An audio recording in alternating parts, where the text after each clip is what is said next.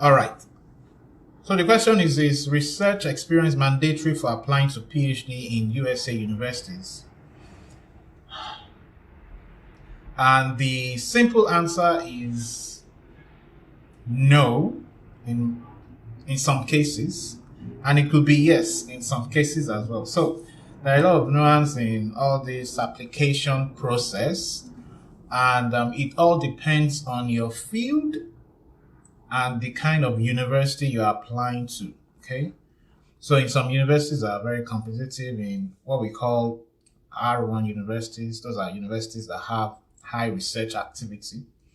So if you are going to some of the good programs there, definitely a lot of people that will be applying to those universities will have some research experience. So if you don't have one, it might reduce your competitiveness for admission or funding. Sometimes people get admitted but are not funded, which I think is terrible, especially if you are doing a PhD.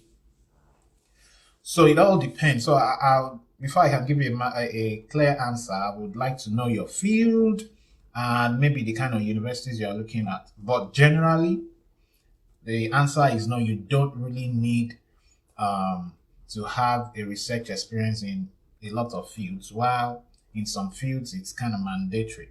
For example, if you're in biomedical research areas, if you're looking at biomedical programs, um, I had some people that were looking at cancer biology, things like that would probably require some level of hands-on experience in the lab.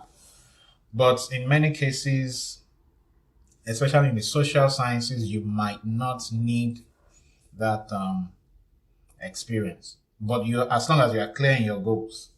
So if you don't have an experience like a research experience, how can you? The question might be, how can you, position yourself for to be competitive, right?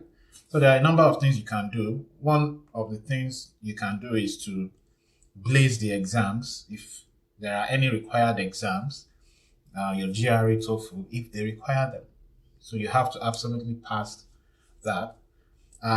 If they don't require those exams, in my opinion, it makes it a little bit more difficult because you really don't have much to show for why you are deserving of that PhD.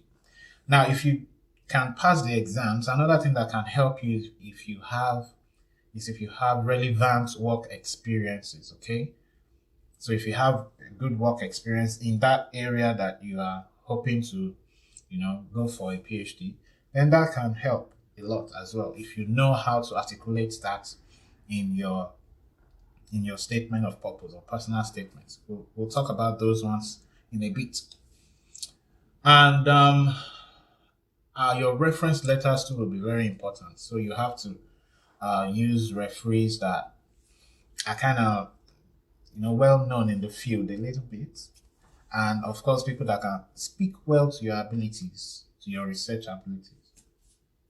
So I don't know if I answered that. So if the appropriateness of research experience depends on your program and the kind of university that you're applying to. But I know a lot of people that do not have them, and then they were able to do all these other things that I talked about, and got in.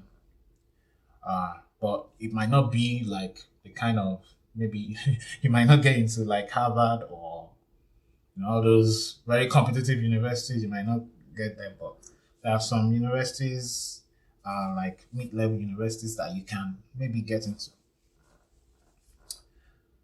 All right, I'm going to go to the second question, but if you have a follow-up question, you can always ask here. You can type it in the comments.